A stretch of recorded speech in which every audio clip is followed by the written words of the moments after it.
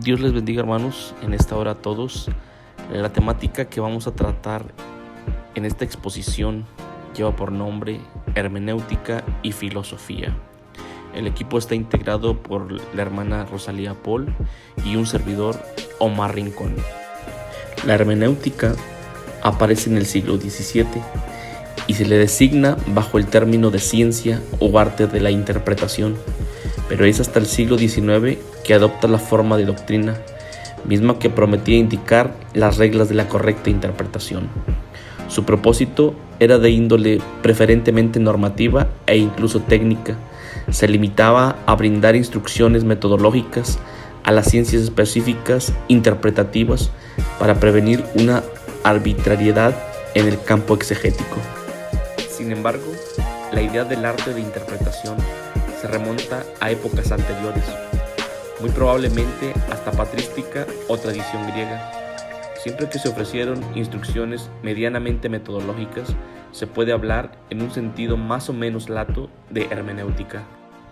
Por otro lado, como ya lo vimos en el curso, el significado de la palabra filosofía deriva de dos palabras griegas, philo, que significa amor, y sofía, que significa sabiduría.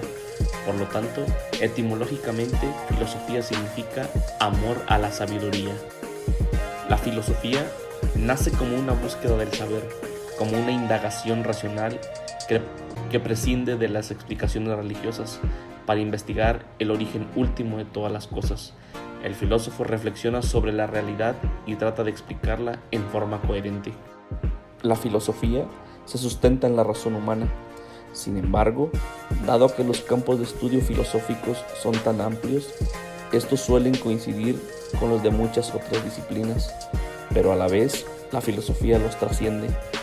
A muy grandes rasgos, es un saber sobre el saber, o sea, es pensamiento sobre el pensamiento mismo y sobre el ser humano capaz de producirlo.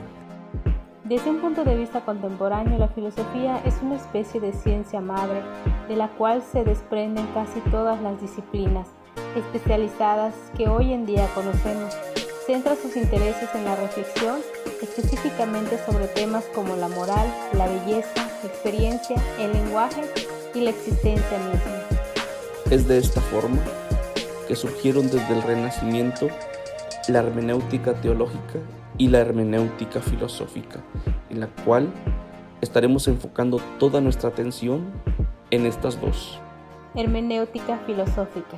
Antecedentes. En la primera mitad del siglo XIX, Friedrich Schleiermacher, a pesar de ser teólogo de profesión, elabora una teoría general de la comprensión independiente de la teología y de otros ámbitos específicos de aplicación. Inspirado en Schleiermacher, Guillermo Dirclay desarrolla en el siglo siguiente una hermenéutica filosófica que se propone aportar el fundamento gnoseológico a las ciencias del espíritu, en tanto que temática y metódicamente independientes de las ciencias de la naturaleza. Pero es Martin Heidegger quien da el paso decisivo desde una hermenéutica que asume una tarea particular de la filosofía hacia una filosofía propiamente hermenéutica, al hacerse cargo del fenómeno de la comprensión como algo más que una forma de conocimiento o un sistema de reglas metodológicas, a saber, como una determinación ontológica del hombre y un rasgo definitorio de la filosofía como tal, en tanto que expresa la apertura del hombre al ser. El pensamiento de Heidegger se desarrolla a partir de la discusión con dos corrientes filosóficas en boga durante las primeras décadas del siglo XX: el neocantismo, centrado en la reflexión acerca de la lógica, la teoría del conocimiento y de los valores, y el vitalismo de Nietzsche, Bergson y Dirclay. Heidegger manifiesta una clara preferencia por la filosofía de la vida, pues le parece que responde mejor a la crisis espiritual de su tiempo, cuya manifestación más evidente es la Primera Guerra Mundial. La obra del teólogo alemán Friedrich Daniel Ernst Schleiermacher marcó un giro decisivo en la historia de la hermenéutica. Hasta antes de él se conocía hermenéuticas específicas de las disciplinas dedicadas a interpretar los textos legales, literarios o religiosos. Schleiermacher propuso la sistematización de la hermenéutica general como arte del comprender mismo, que sirviera de base a las teorías y metodologías para la interpretación de textos. Gadamer se propuso desarrollar una nueva teoría de la experiencia hermenéutica en toda su extensión, recogiendo los hallazgos de Schleiermacher y otros pensadores como Wilhelm Dilthey y Martin Heidegger. Hans-Georg Gadamer es considerado el padre de la hermenéutica filosófica contemporánea. La hermenéutica filosófica es el arte del entendimiento que consiste en reconocer como principio supremo el dejar abierto el diálogo. Se orienta a la comprensión, que consiste ante todo en que uno puede considerar y reconsiderar lo que piensa su interlocutor, aunque no esté de acuerdo con él o ella. Es un saber peculiar, lo mucho que queda por decir cuando algo se dice. La culminación sería llegar a ponerse de acuerdo. Gadamer insistió en que la peculiaridad de la hermenéutica filosófica que él se esforzó en desarrollar radica en poner de relieve el carácter fundamentalmente móvil de la existencia, que es lo que constituye el carácter específico y finito del ser humano y abarca la totalidad de la experiencia humana. La movilidad a la que se refiere remite a las formas siempre provisionales de la comprensión. La pretensión de Gadamer es integrar el proceso de la ciencia y el del pensamiento en una concepción unitaria de la experiencia del mundo que se fundamenta en un lenguaje común.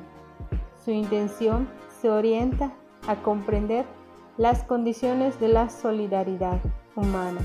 Su punto de partida es la experiencia de la finitud de la comprensión que se desprende del ser humano. La insistencia en el método no nos lleva a la verdad. La filosofía es más que saber verdades. Al tratar de establecer los límites de la ciencia y de sus pretensiones de objetividad, la hermenéutica como experiencia deja abierta la puerta a una manifestación del ser, por encima de los límites evidentes del contexto inmediato. Aquí se evidencia hasta qué punto Gadamer hizo suya la tesis heideggeriana que afirma que el lenguaje es la casa del ser. Pero para comprender hay que comenzar por reconocer que lo dicho en una conversación no es lo decisivo. Observemos en este cronograma algunos autores teóricos de la hermenéutica, tales como Friedrich Schleiermacher. Criticaba a la hermenéutica por su carencia de unidad, propuso una serie de principios básicos para interpretar. Martin Heidegger afirmaba que la hermenéutica no es un método que se puede diseñar. Sostiene que el ser humano es un ser interpretativo. La interpretación es el modo natural de ser de los seres humanos. Por otro lado, Wilhelm Dilthey señala lo siguiente: toda expresión de la vida humana es objeto de interpretación. Convierte a la hermenéutica en un método general de la comprensión y de sistematización de procedimientos formales. Sugiere una técnica básica llamada círculo hermenéutico. Hans-Georg Gadamer, a quien se le conoce como el padre de la hermenéutica, piensa que no podremos nunca tener un conocimiento objetivo del significado de un texto o de cualquier otra expresión de la vida psíquica. Dilthey analizó el dominio de las ciencias naturales sobre las ciencias del espíritu. Las ciencias del espíritu debían de tener un tratamiento metodológico distinto al de las ciencias naturales. Son subjetivas. Las ciencias de la naturaleza explican, las ciencias del espíritu comprenden. Heidegger: la hermenéutica del ser es la interpretación del ser. El sujeto es un sujeto que se angustia. El Dasein es el ser ahí y es el quien se pregunta y se preocupa por el ser. Las cosas solo porque el Dasein le da sentido. El hombre comprende al ser en el lenguaje y el lenguaje muestra la comprensión del ser que tiene el hombre. Gadamer cambió la dialéctica de Hegel, pensamiento clásico, y afirma que el conocimiento fundamental es para la existencia humana. Para el hombre, todo conocimiento es una constante interpretación. Todo conocimiento es interpretación del reconocimiento de la realidad que se comprende. También señala que la hermenéutica permite comprender la experiencia de la verdad, como el ser llega al conocimiento de la verdad. Para Gadamer, la hermenéutica es comprender, es ponerse de acuerdo con alguien sobre algo. La hermenéutica también, para Gadamer, el comprender es interpretar. Por otro lado, podemos decir que el ser humano, por naturaleza, es hermeneuta, porque se dedica a interpretar y develar el sentido de los mensajes y las situaciones que se presentan a lo largo de su vida, haciendo que su comprensión sea posible, evitando con sus explicaciones los malos entendidos, favoreciendo adecuadamente su función normativa. Sin duda, la hermenéutica es un tema fundamental para cualquier estudio acerca del hombre. Es una característica insuprimible y fundamental en el sentido que la consideración hermenéutica debe estar en la base, en el fundamento de toda teoría acerca del ser humano. La toma de conciencia del papel que juega la hermenéutica es lo que puede posibilitar que las ciencias humanas abandonen las falacias naturalistas para poder estudiar al hombre tal y como es, pluridimensional.